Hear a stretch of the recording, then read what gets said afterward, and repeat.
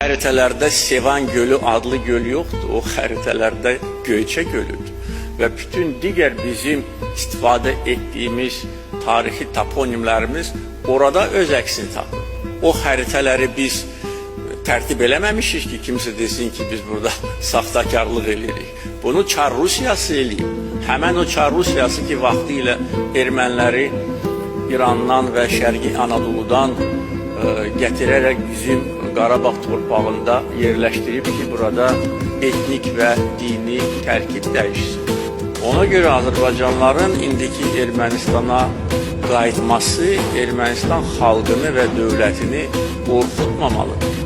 Mən bunu artıq bir müddət bundan əvvəl demişəm. Biz öz tarixi torpaqlarımıza qayıtmalıyıq. Tanklarla yox, avtomobillərlə qayıtmalıyıq. Və bunu etmək üçün əlbəttə ki, əsas vəzifə dövlət üzərinə düşür.